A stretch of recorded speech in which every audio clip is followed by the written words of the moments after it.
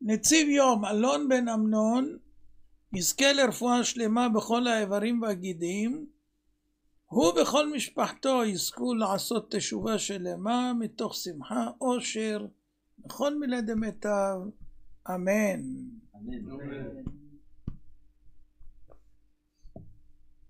מצוות השמחה חלק י"ז, לך אכול בשמחה לחמך, חלק ב'. עיקר השביעה מהשראת השכינה בסעודה. עיקר השביעה מהשראת השכינה שהיא מחיה ומשביעה את האדם, כי לא על הלחם לבדו יחיה האדם, כי על כל מוצא פי השם יחיה האדם. לכן כתב רבי נחמן מברסלב, זכר צדיק לברכה, זכותו תגן עלינו, אמן, שמי שאינו נזהר לדבר רק דיבורי אמת והוא רגיל לדבר שקר, אדם כזה יהיה תמיד רעב ויהיה לו תאוות אכילה. שמעתם? השקרנים תמיד רעבים ויש להם תאוות אכילה. למה? כתוב כת שקרנים אינה מקבלת פני שכינה. דובר שקרים לא ייכון לנגד עיניי. השקרן שכינה מסתלקת ממנו. ממילא הוא לא שבע מהסעודה. ותמיד הוא רעב ובעל תאווה, כי אין ברכה שורה במעט. כי אמרנו שמי שמשביע זה השכינה הקדושה. שאדם נזהר מאוד לא להוציא דבר שקר מפיו, שכינה שורה עליו, ואז הוא זוכה תחושת סובע ולא חש בתחושת רעב כלל. כאשר מגיעה השעה אשר בה הוא זקוק לאכול סעודתו, הוא חש הרגשת חולשה בגופו ואיבריו מזה שהוא עדיין לא אכל את מה שצריך לקיום הגוף, ומכך הוא נזכר שעכשיו צריך לעבוד את הבורא בעוד עבודה, עבודת האכילה. זה נקרא גומל נפשו איש חסד, וזה ונשמרתם מאוד נפשותיכם, וזה רק ישמר לך ושמור את נפשך מאוד. ואז הוא אוכל את מזונו להשביע את נפשו. צדיק אוכל לשובע נפשו. אז למדנו דבר מדהים. אם תראו אנשים רעבים וטוענים כל הזמן שהם רעבים, יבדקו כמה הם משקרים. כתב רבנו נתן, זכר צדיק לברכה, שבדרך כלל יצר הרע מפיל את האדם לעצבות גדולה בשעת האכילה. וזאת מפני שעל פי רוב בזמן האכילה אדם נוכח לראות כמה הוא רחוק מהקדוש ברוך הוא, בכך שהוא עדיין לא זוכה לאכול בקדושה וטהרה כראוי, ואז הוא נופל לעצבות גדולה בשעת סעודתו. זה מדובר כמובן על אנשים יראים, לא מדובר על אנשים שהם רחוקים בכלל. האמת, אסור לאדם ליפול לעצבות מכך, אלא יאכל תמיד בשמחה גדולה, יתבונן ויזכור תמיד בשעת האכילה. שעה האכילה עכשיו שהוא אוכל חשובה ויקרה מאוד במרום, והוא עושה בה נחת רוח לפני השם. למה? הרי הוא אוכל מאכלים של כפז כשרים על פי התורה, וכמו כן הוא מברך גם לשם, והוא גם מודה לשם לפני האכילה ואחרי האכילה, ובוודאי הוא מעלה ניצוצות גדולים באכילה, כמו שלמדנו אתמול איך בוררים את הניצוצות, והוא עושה ברורים עצומים באכילתו ושתייתו. אז לכן בוודאי השכינה נמצאת על שולחנו. ועוד אם הוא אומר דברי תורה, אז זה השולחן שלפני השם. והתבונן גם בעוד דבר. הרי אתה שאתה אוכל, אתה מקיים את הנפש והנשמה שתישאר בך ולא תפרח. אז אתה מקיים מצוות חכמים. כל המקיים נפש אחת מישראל, כאילו קיים עולם מלא. לכן, אתה מקיים מצווה גדולה מאוד בתורה לחיות נפש מישראל. ולכן, אתה יכול לאכול בשמחה ובטוב לבב, כי יש לך פה מלנת אלפים מצוות. יש את הצטל של רבי מלך מליז'ינסק, שהוא אומר מה להתכוון לפני כל אכילה ואכילה. כמו כן, כשאדם אוכל ומתכוון לחיות את נפשו, כדי שיהיה לו כוח לעסוק בתורה ולקיים את המצוות, הוא מקיים גם בכל דרכיך דעהו. זאת אומרת, אתה יודע את השם בשעה שאתה עושה את דרכיך, שזה אכילה ושתייה שלך. כמו שנפסק בשולחן ערוך סימן רל"א. וגם זה צריך לקיים בשמחה. שאתה זוכה לעבוד את השם בכל דרכיך. ולכן, אכול סעודתך בשמחה ובטוב לבב, למרות שאתה חושב שעדיין לא הגעת למדרגה, שאתה מרגיש שאתה אוכל בקדושה ובטהרה. כשאדם נופל לעצבות בשעת האכילה, הוא מפסיד פשוט את השראת השכינה, כי היא שורה רק אם יש שמחה. ולכן, הוא ייפול לתאוות אכילה יתרה. כי כשהשכינה מסתלקת, הברכה אינה מצויה במעיים. ונופל לתאווה יתרה, ואז נהיה נשנש. כל הזמן נשנושים. לא שבע. ובראותו, גודל שפלותו, ושהוא שקוע בתאוות אכילה, נופל לעוד עצבות, ועוד חלישות נוספת, והולך מדחי אל דחי. לכן העצה יתחיל לשמוח בסעודות. כדאי לפני שאתה אוכל. עבדו את השם בשמחה. עבדו את השם בשמחה. בואו לפניו ברננה. בואו לפניו ברננה. בואו לפניו ברננה. בואו לפניו ברננה. ויזכור, אפילו שהוא בדרגה נמוכה, הוא זוכה לעשות נחת רוח לשם יתברך. כמו שאמרנו, מאכלים כשרים, ברכות הנהנין, תחילה וסוף, דברי תורה, וכו' וכו' וכו'. מדוע האכילה, אמרו חכמים, זה שעת מלחמה?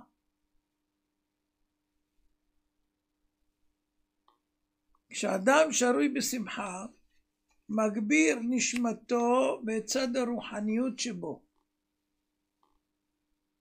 ואם הוא בעצבות, מגביר את הקליפות והבהמיות שבו.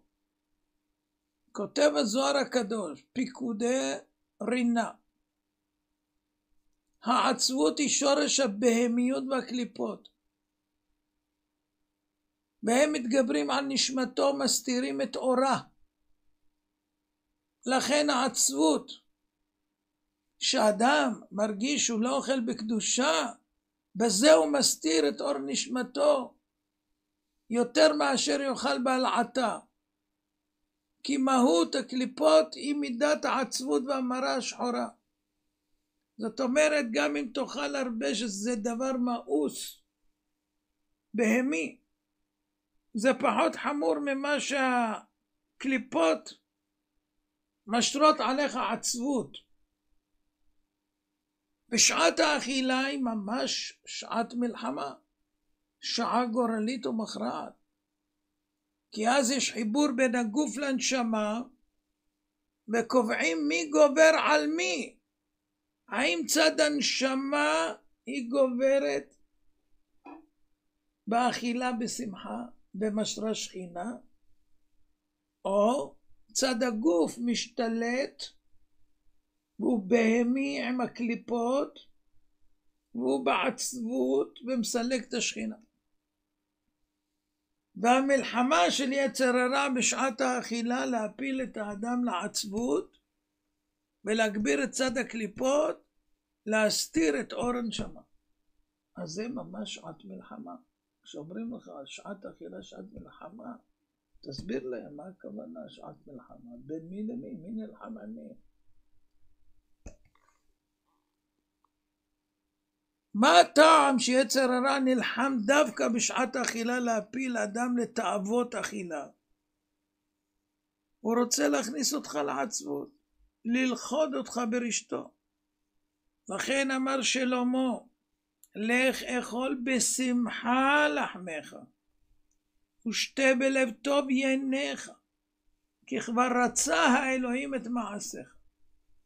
אם אתה אוכל כך בשמחה, אתה מגביר את צד הנשמה, יצר הרע לא יוכל עליך, ואתה תנצח אותו במלחמה.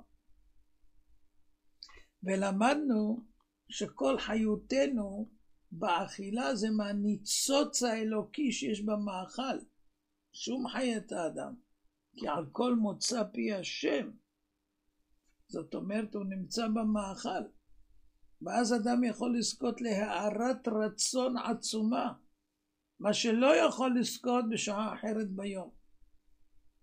הקדוש ברוך הוא עוז וחדווה במקומו, לכן הדרך לזכות לקבל אור גדול בשעת האכילה זה רק על ידי שמחה, ועל ידי זה זוכים לאור העצום והגדול המאיר במרום בשעת אכילתו, והתבונן בגודל חסדי השם עמו שזימן לפניו את המאכלים, ויאכל מתוך רגשי שמחה והודעה לקדוש ברוך הוא שהוא בריא, ושהוא זן אותו ומפרנס אותו ומחיה אותו בחסד חינם, בחן, בחסד וברחמים. בחן זה מתנת חינם, בחסד זה שאין לך אפילו זכויות ויש לך רק חובות, וברחמים זה לא רק שאין לך זכויות ויש לך חובות, אלא אתה כבר נענש על זה, ועדיין השם מאכיל אותך בתוך העונש. אז חסדי השם, אם אתה זוכר אותם, אתה צריך להיות בשמחה, אפילו שהמעשים שלך עדיין אינם ראויים, כי הנה הקדוש ברוך הוא נותן לך מתנת חינם, אתה חש בטעם טוב, אתה מריח את המאכלים, אתה מתענג, אתה נהנה, אז צריך להיות בשמחה. ואם השכינה שורה, הברכה מצויה.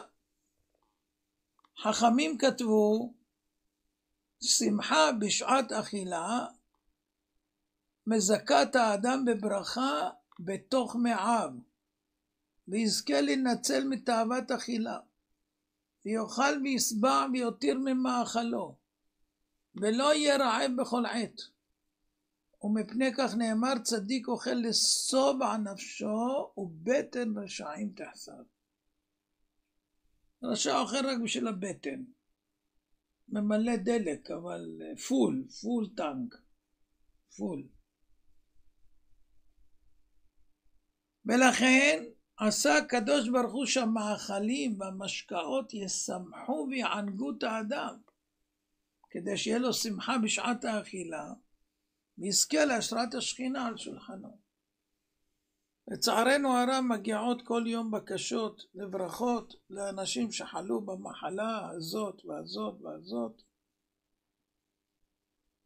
אז אחד מהדברים שאני אומר זה שיפסיקו לאכול בשר ועופות, אם הם רוצים לאכול רק מכפז, ואם לא שלא יאכלו. זה אחד מן הדברים, וברוך השם הרבה נושעו, הרבה נושעו, לא יומן כי סופר. כי כשאדם אוכל איסורים ועוד איסורים ועוד איסורים ועוד איסורים, אז זה מטמטם את הלב, מטמא אותו, יש שליטה של הקליפות עליו, והם רשאים לעשות מה שהם רוצים. מביאים עליו דינים, אומרים במפורש, תראה מה זה.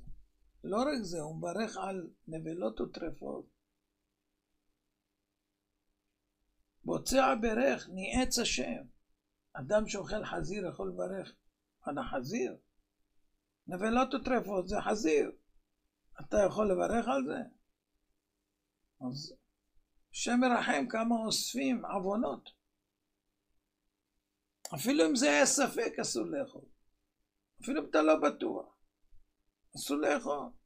ספק דאורייתא לחומרה. ולא תישא את שם השם אלוקיך לשווא, כי לא ינקה השם את אשר יישא את שמו לשווא, ועוד ועוד ועוד. רחמים על יהודים, רחמנא ליצלן. אבל אם אדם אוכל מאכלים כשרים ומתבונן בחסדי השם בכל מה שלמדנו עכשיו, הוא יכול לעשות גם הפסקה באמצע האכילה, לא חייב לאכול ברצף. יכול לעשות הפסקה, לתפוס ספר, ללמוד וגם לשיר. עבדו עבדו עבדו עבדו את השם בשמחה, עבדו עבדו עבדו עבדו את השם בשמחה, בואו לפניו לפניו ברננה, בואו לפניו ברננה, בואו לפניו לפניו ברננה, בואו לפניו ברננה. עבדו עבדו עבדו עבדו את השם בשמחה, עבדו עבדו עבדו עבדו את השם בשמחה, בואו לפניו לפניו ברננה, בואו לפניו ברננה, בואו לפניו לפניו ברננה, בואו לפניו ברננה. עבדו עבדו עבדו עבדו את השם בשמחה, עבדו עבדו עבדו עבדו את השם בשמחה, בואו לפניו לפניו ברננה, בואו לפניו ברננה, בואו לפניו לפניו ברננה, בואו לפניו ברננה. ועבדו עבדו עבדו עבדו את השם בשמחה, עבדו עבדו עבדו עבדו את השם בשמחה, בואו לפניו לפניו ברננה, בואו לפניו ברננה, בואו לפניו לפניו ברננה, בואו לפניו ברננה. עבדו עבדו עבדו עבדו את השם בשמחה, עבדו עבדו עבדו עבדו את השם בשמחה, בואו לפניו לפניו ברננה, בואו לפניו ברננה, בואו לפניו לפניו ברננה, בואו לפניו ברננה. שיהיה לכם יום טוב. הרי אני מכוון לקיים מצוות חכמים בשמחה, דאורייתא. לשמוע בכל החכמים זה דאורייתא.